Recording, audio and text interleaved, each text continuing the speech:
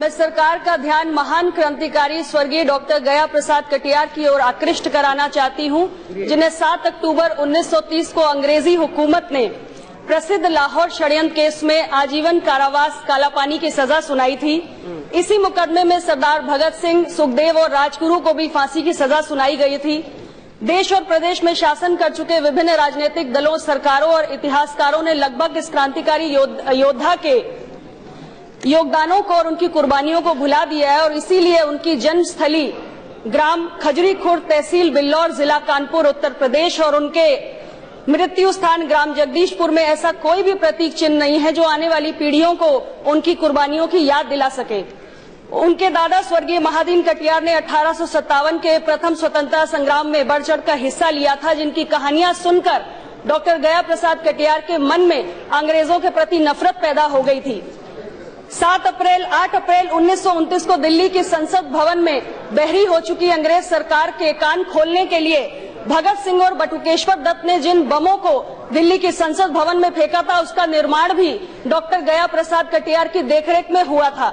और सॉन्डर्स हत्याकांड के बाद जब अंग्रेजों ने क्रांतिकारियों की धरपकड़ शुरू की तो सहारनपुर में बम फैक्ट्री का संचालन करते हुए डॉक्टर गया प्रसाद कटियार अपने अनेक साथियों के साथ गिरफ्तार किए गए। और उसके बाद अंग्रेज सरकार ने उनके ऊपर बहुत सारी यातनाएं देकर बर्बर अमानवीय सलूक करके उनसे उनके साथियों के राज उगलवाने का प्रयास किया, लेकिन वे सफल नहीं हुए। तो उन्होंने डॉक्टर कटियार उनके कई साथियों पर एक तरफा मुकदमा चलाकर लाहौर षड्यंत्र केस में उन्हें आजीवन कारावास कालापानी की सजा सुना दी। ये केस विश्व का सर्वाधिक चर्चित केस रहा, क्योंकि न्याय के नाम पर इसमें सरकार ने कानून की धज्जियां उड़ाई।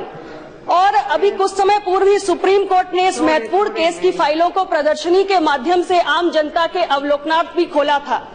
गिरफ्तारी के लगभग 17 वर्षों के लंबे जेल जीवन में डॉक्टर गया प्रसाद कटियार से घबराई हुई अंग्रेज सरकार ने उन्हें देश के विभिन्न प्रांतों की कई जेलों में रखा, जिसमें लाहौर, रावलपिंडी, मुल्तान, कलकत्ता, बेल्लारी, राजमहेंद्री, सहारनपुर, नैनी, सुल्तानपुर, लखनऊ, कानपुर और यहाँ तक कि अंडमान निकोबार द्वीप की सेलुलर जेल भी शामिल है, जिसमें वो 7 वर्षों तक रहे।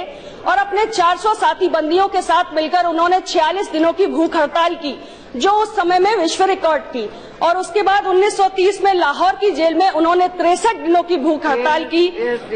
अध्यक्ष महोदया, इसी हड़ताल के चलते सेल्युलर जेल में राजनीतिक बंदियों के लिए बी क्लास का निर्माण हुआ, जिससे कांग्रेस के बंदियों को भी यह सुविधा मिलने लगी। लेकिन जो हमारे अंग्रेजों ने क्रांतिकारी बंदी थे, उनको यह सुविधा नहीं दी। 10 फरवरी 1993 को ये योद्धा सदा के लिए सो गया। ऐसे क्रांतिकारियों के बलिदानों से ही आने वाली पीढ़ियों को आजादी के महत्व के बारे में पता चलता है। इसलिए मेरी सरकार से आग्रह है कि उनके योगदान, उनके बलिदान को याद करने के लिए, उनके सम्मानित करने के लिए उनका एक डाक टिकट जारी करे। बहुत बहुत